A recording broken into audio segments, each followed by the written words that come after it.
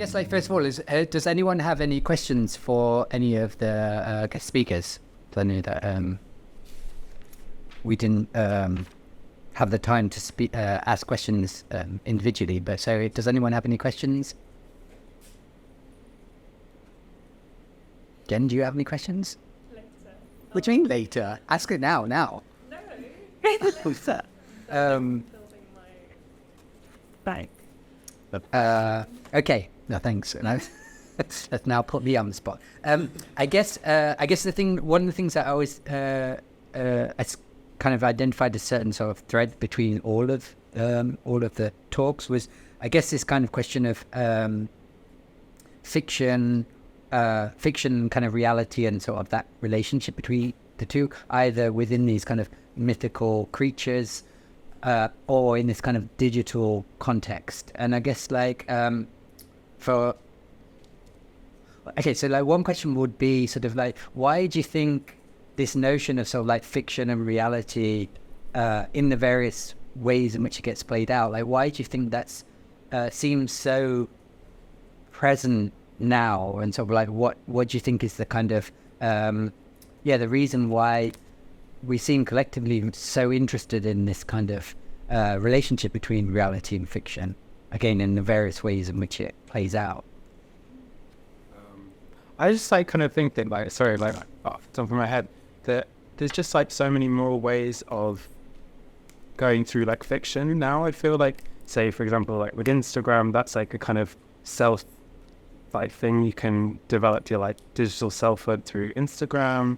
You like VR and like motion capture, that becomes like your own kind of connection to like fiction through there. And I think essentially it just seems like there's lots more ways of like integrating yourself within like a digital landscape that allows for like fiction to kind of evolve. I don't know if I'm making a lot of sense of that, but no, sure. So because there's like that Schumann Basar like element where they were like saying there's just like, now it seems like there's so many more like opportunities to be involved with making a self, with making this kind of identity. So I think that's I kind of in a way. Yeah, I feel like just because of the way that information decimates or spreads through the online world, there's no kind of consensus reality anymore, and so it's kind of up to us to create our own truths, our own fictions, at the expense of there being any kind of cohesive narrative to kind of like respond to or react to. So that's probably one reason. But also, as like Schumann mentions in Bullcore as well, the conditions of capitalism have made it so that we're almost like forced to create our own narrative. And for instance, that like individuality is like connected to capitalism in like a big way. It's like, it's like the element of like creating a community is attached to this like socialism idea, and like, there's that, but like we were kind of forced to have this like identity through the like nature of like capitalism. I mean, I guess like just off the back of that, I was thinking like this lack of consensus reality. I mean, do you think, I know of certain artists or certain people who recognize that and then are working towards trying to build some consensus of some sort, like they see the potential sort of problems, or not even potential, the existing kind of problems with that lack of consensus reality. Like, for you and your works, do you see part of the things that you're interested in, is it in trying to build a consensus, or is it more that you're just interested in exploring the results of the lack of consensus reality, I guess? Yeah, I think it's a lot about like, a lot of the work to me seems like work in progress, like working together with different people and merging practices. And I think it's not that there are clear answers, but they kind of are formed during the process because we don't have the answers, and lots of things are being tested. I mean, I think we need to embrace like where the technology fails. I said that before, and I think we're kind of building it, and that's how I see the connection with fiction as well. It's kind of being built, so it's still like intangible, very intangible, and then it allows us like to explore new ways of expressing ourselves and new ways of world building, which move beyond the physical world. And I think that's interesting for many practitioners. Yeah. But also for people who exist in that space, because the way they express themselves, again, moves beyond reality, and it can play around with elements of abstraction, materiality, that are not able to be perceived like only physically. Yeah. I mean, I was thinking with both of your works, and just in terms of like working in these kind of digital, with these kind of digital platforms and engines, etc. And so what seemed quite striking to me was in both of your practices, there was this very strong, I guess, like ambition or intention to like blur the boundaries between those two distinctions, like virtual or digital and physical, reality, fiction, etc. But it seemed in a very like in the practice of making it. So I remember, Jules, what you were saying about sort of like trying to find ways to like embed in the making of something like this, the ability to be kind of intuitive and like incorporate that into the actual process of making something.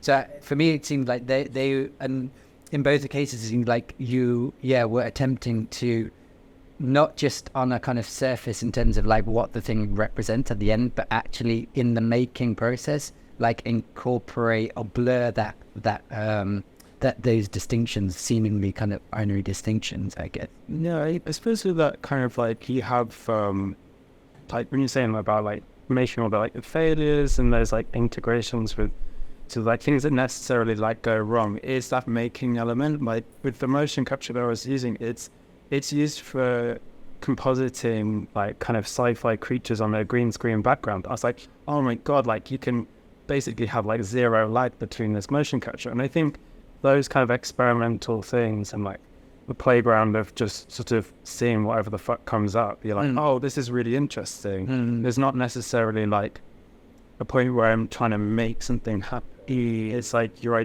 kind of find your like personality and identity in these like virtual landscapes in a way that not necessarily like you thought before. There's not a kind of point where you think, oh, I need to attach my identity to this certain virtual landscape, which kind of happens. And Yeah. because I don't know, like for me, like the idea of motion capture is like sort of beyond like moving a kind of avatar. It's more about sort of prescribing some kind of human movement to something. And I think that's kind of like a tangible thing that you see and you like kind of connect with.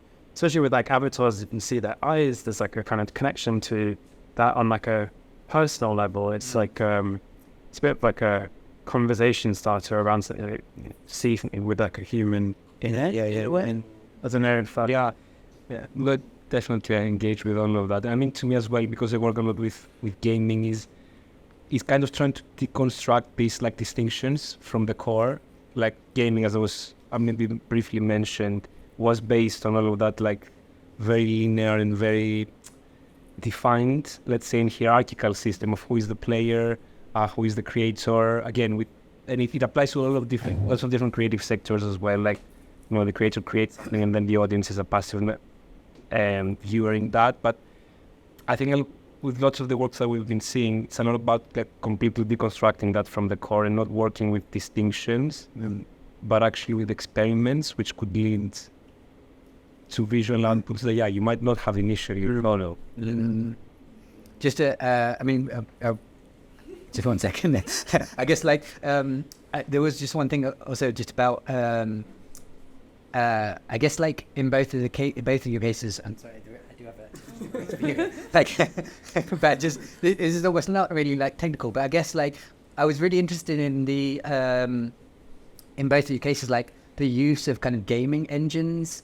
And I guess like the gaming engine also as this platform or engine itself, as a kind of more broadly understanding, as this kind of, it seemed to me like it could represent this very useful, platform or engine to engage with a lot of different kinds of ways in which we represent ourselves and articulate ourselves and fictionalize ourselves. I was thinking in a way like potentially the gaming engine is the sort of, is the platform in of our times in which these the ways in which we present ourselves, articulate ourselves, fictionalize ourselves is kind of happening. So I was just kind of curious in terms of like for both of you, sort of as people who use these kind of gaming, like what outside of the specific, okay, like we've got to do this project, it's got to be a 3D environment, like what is the appeal of kind of gaming engines for you, and how do you see yourselves using it going forward in this?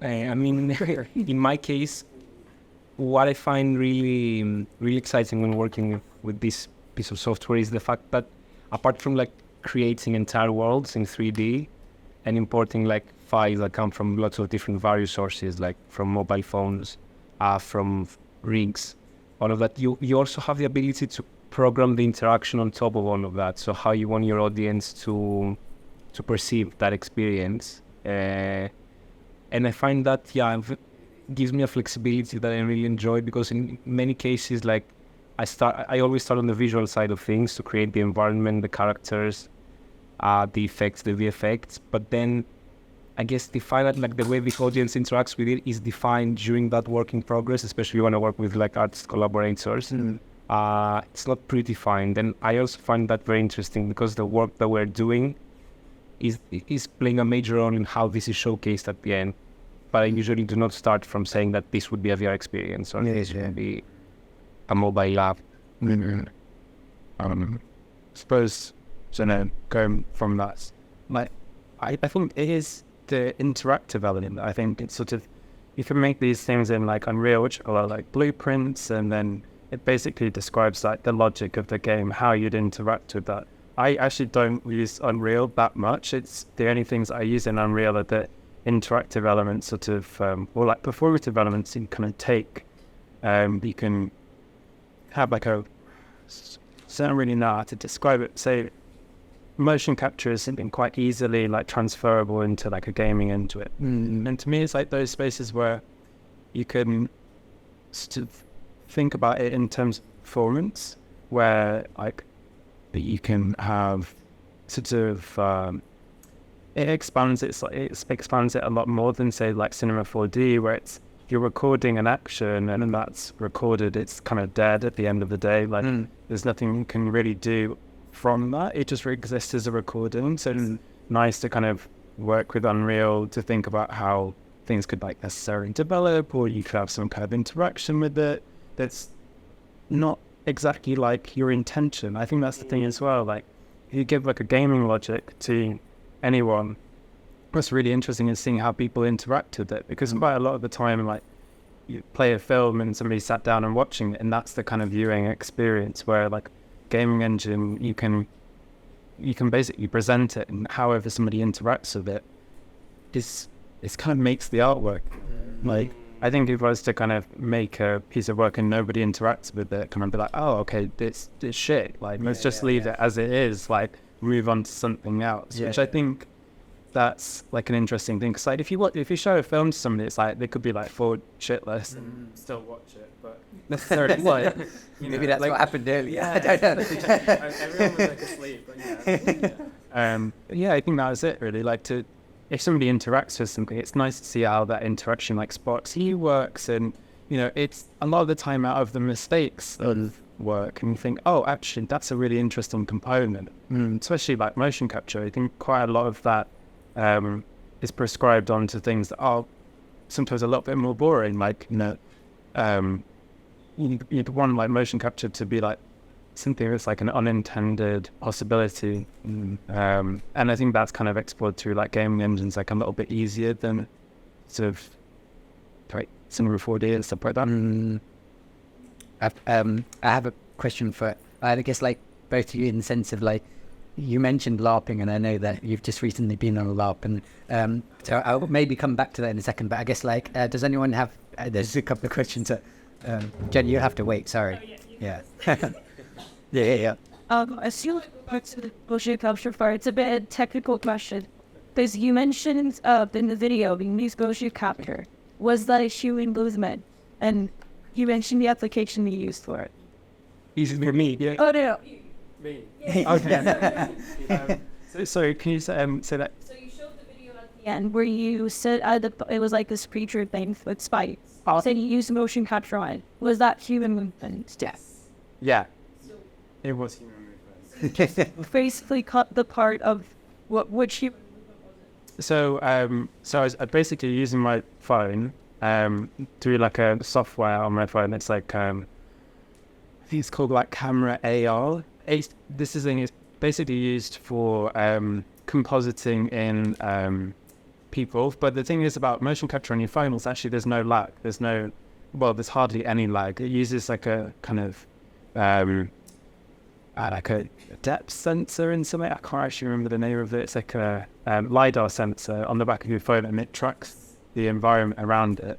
But that was basically me running around the studio, sort of listening to music at the same time in that kind of performative element. So I think that was a bit. There was a bit with the kind of spikes moving around. So you just took the data and put it in. Yeah. So I sort of had. So the phone became like a null object. Then I attached like a virtual camera to the null object, and that would like create the movement. Yeah. Is that? I'm sorry. Okay, I can ask them. I can show you. Send me. So yeah, I might have crashed all over triggered by guys that's the problem, but would be I guess whatever. They're both facts. But yeah, so I was already thinking about like what you made first. You mentioned this with AI and actually in this system as well. Like so, like audio goes like from two things. It seems so different, but all together it just feels like it works so well. It makes sense. I was wondering what the fridge was reading between, particularly right now, I guess, where it's seen, like I said, what you play on. Yeah, I mean, even when you were just speaking about game engines right now, like the unpredictability aspect, I think that's what it boils down to for a big part of it.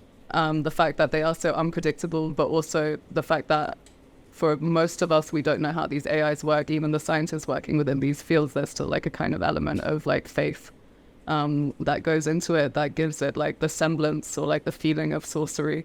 And I think because of that really like harks back to, because we're just like innately putting our faith in this very like unpredictable thing that opens up ways of thinking that don't come naturally to our own reality tunnels.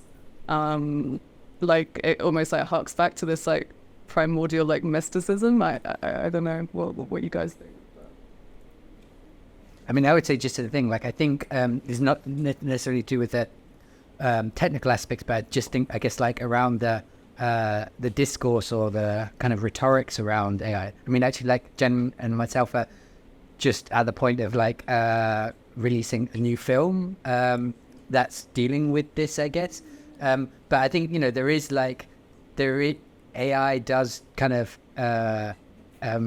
fuel this kind of myth making around it and its power and it, yeah, I mean, I think that is just something that's very sort of present right now, you know, in the kind of the myths around. I mean, like, there's so much discussion or so much kind of talk around and yeah, like AI being like a demon or something. Like I think like Elon Musk said this kind of thing in this quote, saying like, you know, with AI we're summoning a demon. So there's this like very theological sort of and mythical sort of stories that are being weaved around AI and its potential power to destroy humanity, etc. I mean, a lot of it is like complete bullshit, you know, like it's completely whatever. But there is this, I think, you know, there is this, yeah, like fueling of this potential, yeah, of AI as this kind of mythical creature, like that is going to, yeah, have this,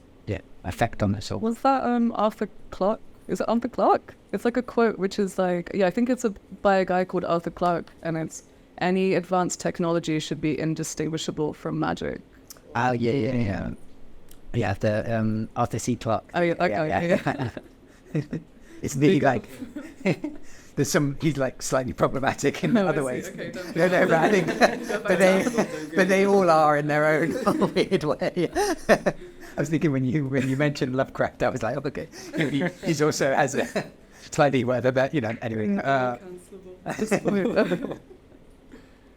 On the of AI, and like while talking about it, I just wanted to know like what everyone's like opinion is. So in light of recent events, so I can't remember specifically who it was. Someone had created like some AI song, and sure it was The Weeknd and Drake something with a big hoo-ha about how someone had come out and said like, oh yeah, it'll be eligible for a Grammy, and then like I think they did like this thing by like a huge turnaround a week later and was like, oh no, actually it's not going to be eligible for the Grammy because of the fact that it's not legitimate.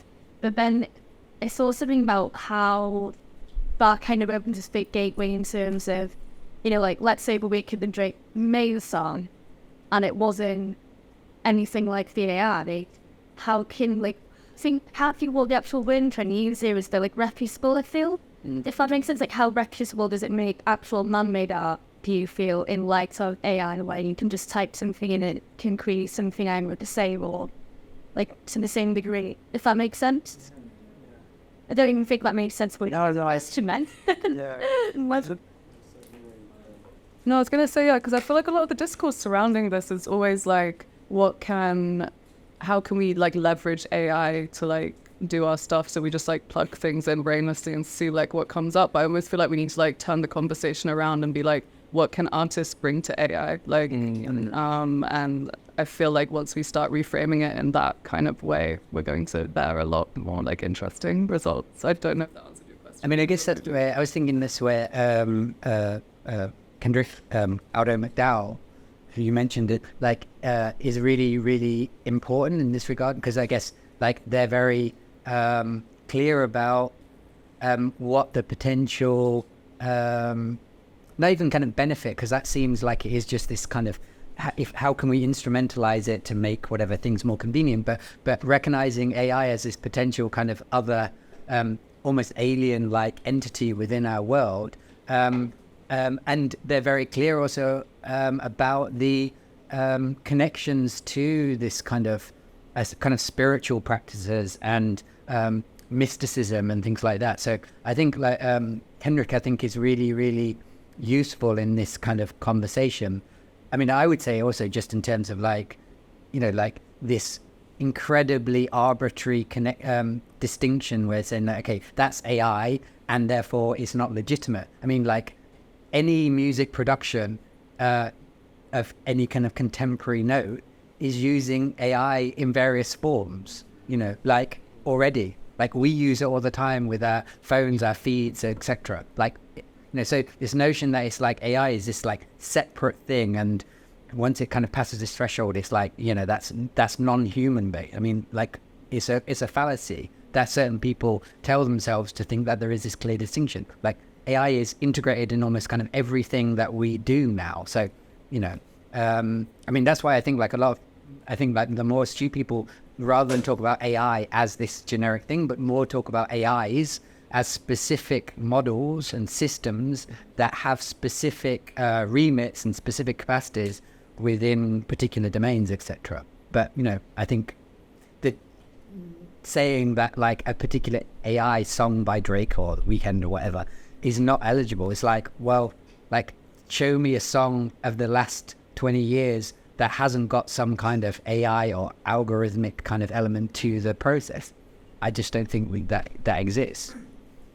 I think I was just gonna throw out answer as well, like because in your like presentation there was a bit where there was like the it was like making like the myth making part where it's like all the like middle-aged middle-aged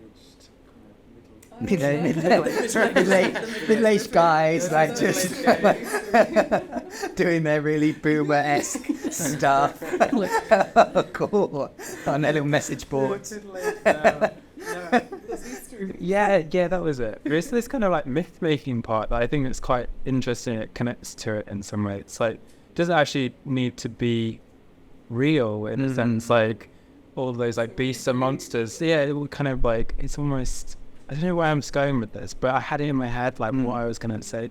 But it's more like all of these like myths and stuff, not necessarily like, they don't need to be real essentially. Like the song doesn't need to be like a real Drake song. It's like how it exists and how it goes through and it exists as like its own thing is like the interesting part. Like I think the fact that it's completely made up is just brilliant at the same time. It's just the fact of like how that goes through and becomes like a Grammy like winning song, and like the connections around it are also like quite interesting, how we relate to it going forward, and like so many things like there's so much AI in today, like a really fine line well in the light of if like an artist maybe is used like auto tune maybe, or like a little bit kind of voice sculpting on a song, like does that fall into that same line? Yeah, exactly. Like, Do you know what that reminds me of? Like, was it Rosalia? Like, I can't remember what country it was, but like Rosalia didn't go to a certain city for a tour, and like all these fans really wanted Rosalia, so they got like a Rosalia lookalike or something. Amazing. And it was still like they did the exact same show, the exact same choreography, different Rosalia, but full crowd, and it's you're seeing. It kind of reminds me of that. Like, I don't know. it's so true though. Yeah. How But- goes I was thinking in a way like the middle aging, not the middle age. But I mean that sort of the notion that this thing doesn't necessarily have to exist in kind of like Scarecrow's reality as such, like is like potentially was built into our understanding of that story. Like, and it may be, I would argue that maybe this is like a curse of modernism, in that we sort of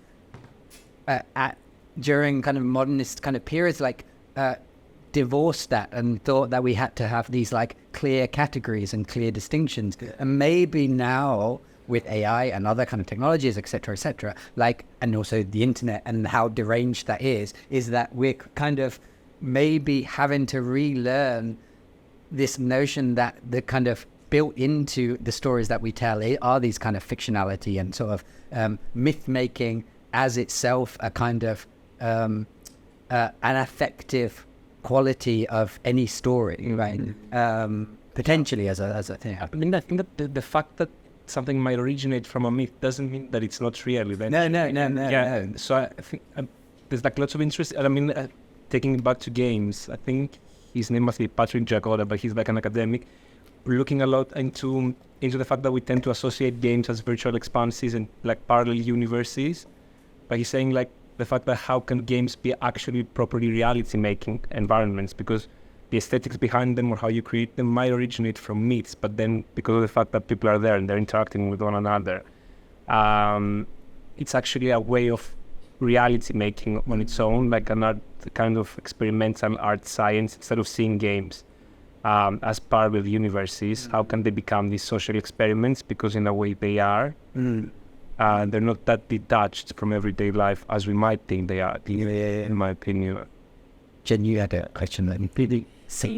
Yeah, I think it's really. I think the question about AI is quite interesting because just going back to your conversation about game engines, we talked about how like different technologies can help us fictionalize our stories, fictionalize our lives, and how game engines now are essentially like lore and quest engines, even for ourselves, tools for fictionalizing and LARPing ourselves, like using mocap or VTubing or all of that. And then with AI, I think with AI or like specifically large language models, also thinking about Kenrick Alado's McDowell, where they reference like hallucination a lot, and think about hallucination ways for us to break through existing systems.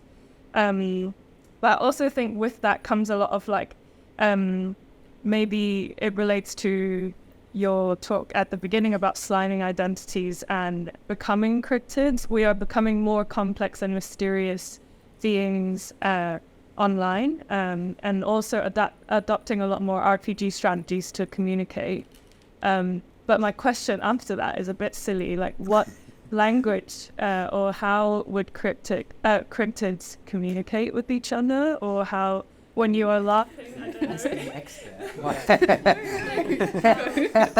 know. How would how would you imagine cryptids? I mean, every cryptid is different, So, depends on the cryptid. That was a lovely kind of escape from. No. I think it's also quite interesting that your presentation relate with George a lot, because you talked about cryptids for kind of understanding selfhood more, and then I guess the next step is how do you perform and like collective identities together as cryptids. Maybe we Yeah, maybe it is a first move for, like, so sort of saying about kind of how to collectively make an identity or make a kind of cryptid. Yeah, I mean, it's Yeah, no, it's like really cool. I think just like on a practical level, I think it is that real-time process, like getting people together, not necessarily in like a digital process. It's like, I think the idea of like world building is really interesting because it essentially, what I found the best about it was this sort of, role play aspect. We were kind of trying to figure out this virtual environment. There's like back and forth process. Like Susan and I were like, so for the film that I made, it's necessarily like, we were imagining things that like, in the transpersonal jacuzzi, like Susan's legs would sort of grow out and they kind of become like spheroized. And it was this back and forth process. We're not necessarily like thinking, oh, we need to make something very specific. But I don't know if I'm going a little bit off topic with this, but I think it is that dialogue that comes out of world building essentially, and how you integrate some kind of real-time process within that. Doesn't necessarily have to be like a kind of real-time piece to give out, but necessarily like what processes go into it. I think that's I don't know, like what dialogue's coming out of it. So. Oh, I don't know how to answer that question. were you also cryptid in the lab? And what was your experience? What was the character designer thinking about?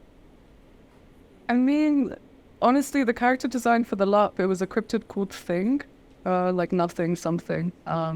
And it was just a good foil to be able to play with the idea of like, if I exist, but science says I don't exist, how can I kind of exist within this like world building that we've created over a period of like 6 days? But yeah, I think to add to your point, I think world building's like very obviously central, and also to go with what you're saying. And I remember there was even a point we had like these VR goggles, which kind of unlocked this kind of VR forest, like a sparkling forest. And even though you take the goggles off, the forest doesn't exist, your memories of that forest still live on. And so in like a very lived sense, like that does add like some kind of possible like reality. Well, I mean, I was thinking this is not necessarily, okay, well, maybe it's to do with LARPing a lot as a thing, but I was just thinking in terms of I guess like the importance or the relevance of cryptids now in like an, I mean, I guess it was like, I was thinking in relation to the stack, and I guess I was thinking of like my current sort of understanding of the stack as being this kind of almost itself as this violent monster in which we have to sort of endure and try and survive in some way. And like, it seems to me that the cryptid is a useful mechanism in which, in order to avoid capture, because it itself is sort of unknowable, and that unknowability allows it to sort of both be alluring but also avoid being categorized. Now, I was thinking about your kind of notion of sort of like, X amount of percentage of the world is kind of currently uncategorizable currently, and like it seems like the cryptid is this kind of a means, or a kind of almost like a subject that allows itself to be able to be uncategorizable, and therefore sort of escape complete capture by the stack, whilst also being incredibly alluring to the stack, precisely because of that uncategorizability. Yeah. So I don't know. So I was just thinking in terms of like, thinking about it in relation to the stack and this, like in my head, I can see these connections between the cryptid, Pinky Doll, Mixie and Munchie, this kind of very sort of almost like strategic gamification of, or way of kind of hacking this incredibly violent game that we are kind of forced into participating in some way? And no, that's not really a question. It's like it's a bit of a, so I went to this like tech conference, and it was this AI motion capture event. And so someone in the audience suddenly asked, "What's the stack?" And then obviously the founder's not going to tell you what their product exactly. So they just said AI. It's AI. right. But then I think everything, because these models, we always use the same models, like the big ones are the most reliable. So being mysterious about the ingredients is quite funny. It's quite like a funny way to kind of convince people that it's legitimate, that it's like this real thing, but a lot of things are just AI. Yeah. So that might be a good survival. Yeah. These startups and stuff. Yeah. Yeah, that's true. Yeah. It's been nice fun being categorized, and only I'm like, oh, just do whatever I want. It's like the cryptid and its shadow self. Yeah. Thing. I guess I know we're kind of like slightly over time, but like, has anyone got any, I guess, like final questions for our guests before you finish? No? I mean, you've done all your questions. So in which case, I'd like to thank our guests, and it's been super amazing, insightful talks. So yeah, thanks very much. And just as a note, tomorrow we start at 10 here, full day, whatever. So we start at 10. So please come back tomorrow. So the guests, thanks very much.